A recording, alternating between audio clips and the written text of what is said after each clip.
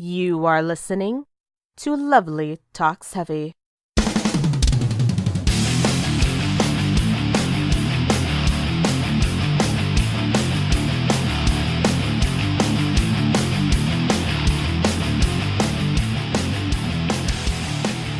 Hello, everybody, and welcome to Lovely Talks Heavy. I am your host, Lovely, and I discuss everything I enjoy with regard to heavy music. In today's episode, I'm going to offer up an update on my whole situation, mainly because in these first few weeks of 2019, I haven't fully put together a plan for the year for Lovely Talks Heavy yet, and I'm finally getting back into the groove of my life. When I first started this podcast, I was struggling a lot because I was constantly worried about what the hell I was going to do for the next week's episode, which resulted in a lot of basic Wikipedia articles of episodes of bands that I really like, plus basic introductory metalhead stuff. At a certain point last year, though, I had a night where I was super manic and decided to plan out all of the episodes for the rest of the year, basically giving myself a syllabus and homework assignments for the whole year, which was helpful for 2018. But if you haven't noticed, that year's over now. So I need to take some time because I'm not manic, which makes things a bit more difficult, and plan out this year. Some things I'm gonna keep the same in the structure. Some things I kind of want to change up. I'm not sure entirely yet, but I do know that I want to change it up a bit. So for now, we're just gonna talk about me for a second. More like several seconds, but you know.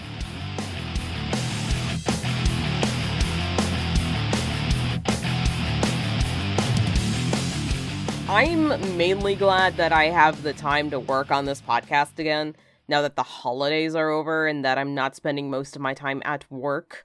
I'm finally able to sleep a proper amount, and I can articulate myself more fully in these episodes, and I have the time to write scripts, thank God!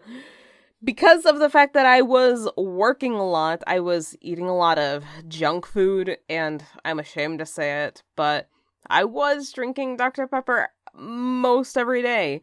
Not the inhuman amounts that I was having way before I decided to cut down, but still at least once most every day. Now that I'm not as stressed from work, weirdly, I'm feeling repulsed by junk food, which is a good thing, but still, I am by no means the healthiest eater, oh god no, but I have no desire to eat chips or Whoppers. I just need to curtail that consumption of Dr. Pepper again. And by the way, when I say Whoppers, I mean the candy, not Burger King Whoppers. No, just the candy. Anyways, I do have my tea with soy milk, thankfully. The folks over at Bath Sabbath gifted me with some heavy metal tea for Christmas, which I thought was really cool. That made me have to get a tea infuser, but I will say that I really like the taste of Cranthrax.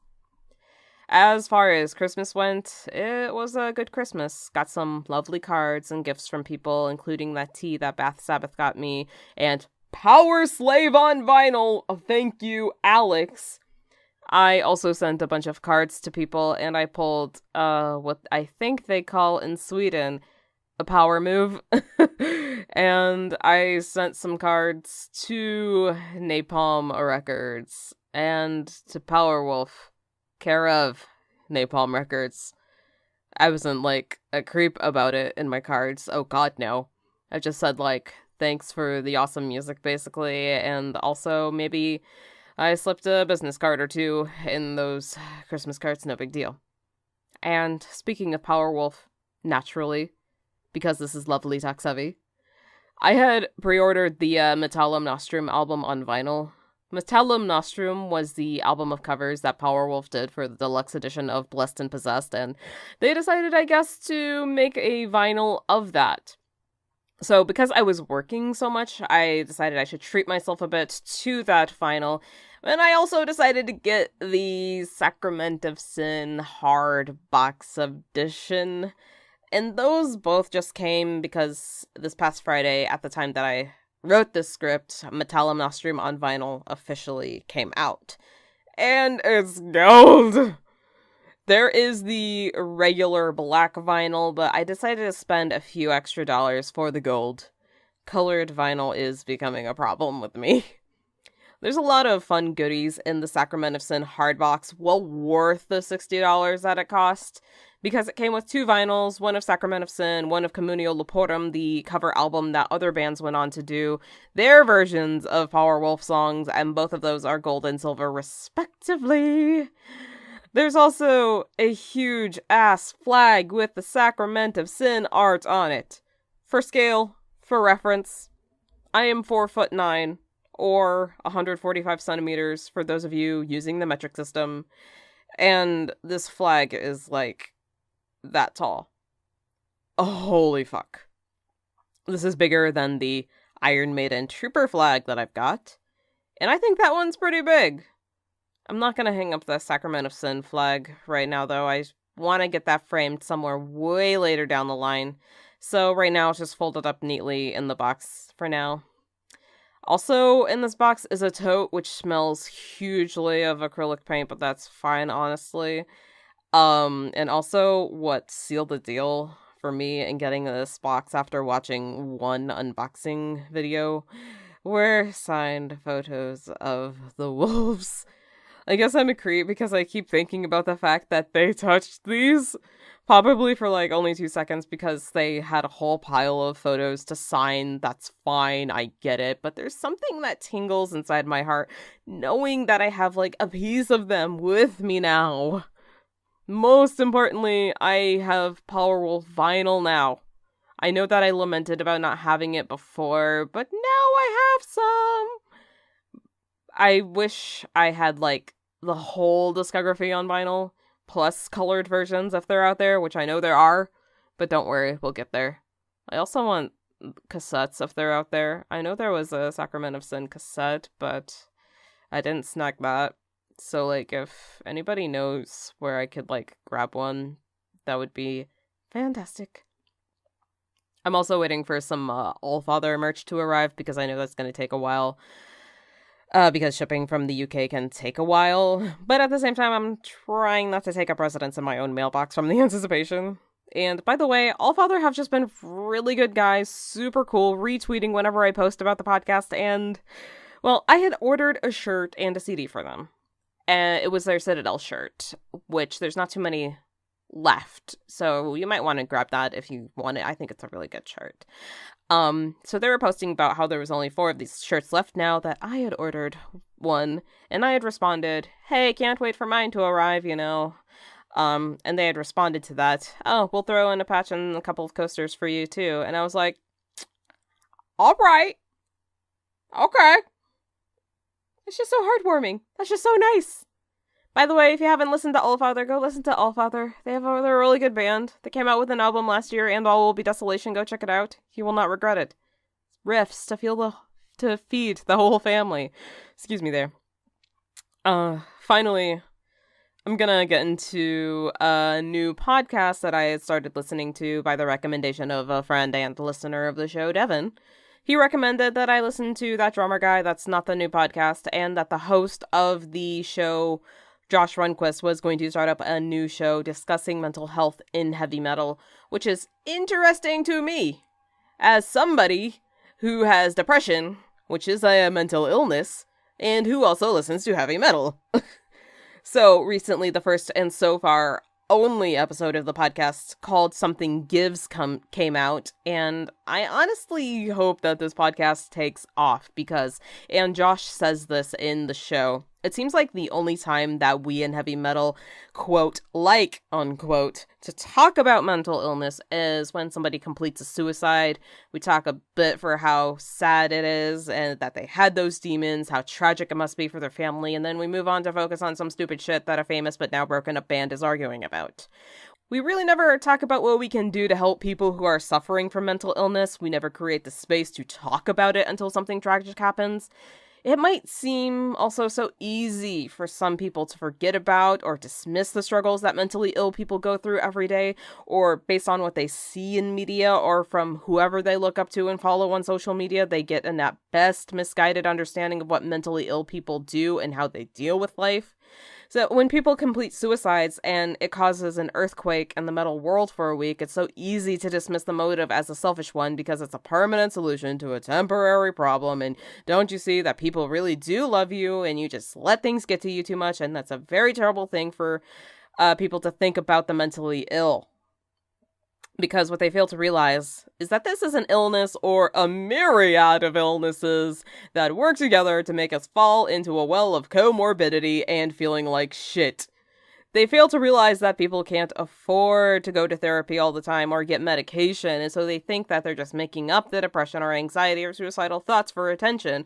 They fail to realize that mental illness affects people in different ways, so it's going to show up in different people. Sometimes they do realize that people are mentally ill, but fail to see that just because somebody is mentally ill, that doesn't mean we should accept the shitty behaviors that they exhibit, and we shouldn't be making jokes about it either, because it just paints a bad picture for the rest of us who are fucked in the head, who are just trying to live life. Thank you, Kanye West, and thank you to all the people who still want to uphold him as some kind of revolutionary legend, and thank you to all you racists out there who use Kanye in a fit of confirmation bias to harden beliefs that you've held about black people being stupid or whatever. I fell onto a pedestal there. The point is that discussion about mental illness is difficult, but we need to do it. I know a lot of us would rather worry about how a riff sounds or when the next album is coming from our favorite band, or please don't tell me that the tour is canceled. Because for a lot of us, for me especially, mental illness is our day-to-day. It's something we can't forget about. It's something that we constantly think about. My depression affects whether or not I'm going to be able to do the things I want to do in a day. It affects how I react to something. It's always there affecting how I perceive music. I have talked about music with relation to my own depression on the show. Be it Powerwolf and how much I love them, and sometimes I listen to them to try to forget that I'm a miserable pile of flesh, or so much doom metal that I have opened myself up to and how some of it sounds like how my depression feels. So, first up, we need to talk about mental illness, and it will be difficult, and sometimes there's going to be things that some of us just can't handle without getting triggered, and I get that. And I understand that there's no such thing as a safe space in what we hope to be its purest form, but we need to do better to make metal a better place for people that are mentally ill, so we don't just write them off as another case of a tragedy if they become the means to their own end. So, listen to Something Gives by Josh Runquist, and let him know that this is an important and hopefully ongoing space and conversation that he is creating. Give him some feedback as well. Keep in mind that the first episode has some heavy talk about suicidal thoughts, suicide baiting, and suicide attempts, so if you're not able to handle that, I completely understand. Regardless, I do encourage people that are going to be able to handle that a bit better to give the show a listen and let him know that this is an important topic and more of us, need to be willing to talk about it.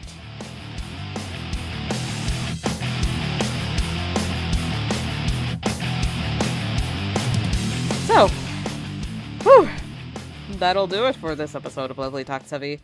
I got really serious towards the end there.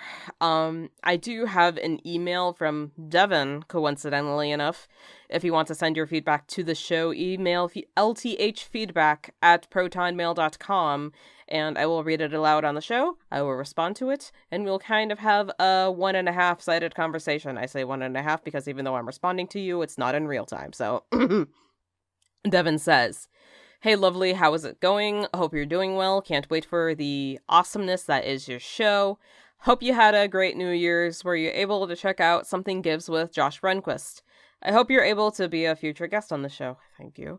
I would encourage your listeners to check it out as well if they know of someone who is struggling with mental health or if they are dealing with it themselves. Rock on and keep up the greatness." Thanks for the email, Devin. My New Year's was great. I spent New Year's Eve cleaning my room. And I hope you noticed that I did, in fact, listen to Something Gives. Thanks for the recommendation. Final bits of housekeeping now.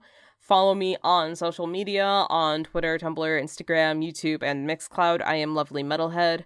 Follow me on these platforms, share the show, retweet when I put up new episodes. Real quick, by the way, big shout out again to Allfather whenever I breathe about my show for retweeting. And thanks to Redbait for boosting the show as well. I sang praises about Redbait in my last episode, and whoever was posting on Redbait's Twitter account at the time was going to listen to my show, apparently. Holy shit. And was glad to see that I sang praises about Redbait, and so gave me a boost on the Redbait Twitter account. So yeah, thanks. Thank you also to Kim Kelly for boosting a tweet of mine where I am currently looking for heavy music bands with Black members. Thank you for boosting that and blowing up my notifications. It brings joy to this miserable pile of flesh that there are people out there that believe in what I do. If you want to support the show further than some retweets, further than forwarding a link into your friend's message box, I have a Ko-fi page, ko-fi.com/lovelymetalhead. Drop in a few dollars if you can. If you can't, that's perfectly fine. All right. Until next week, next Saturday, the next episode of Lovely Talks Heavy here on Mixcloud.com. You stay brutal, my friends. Goodbye.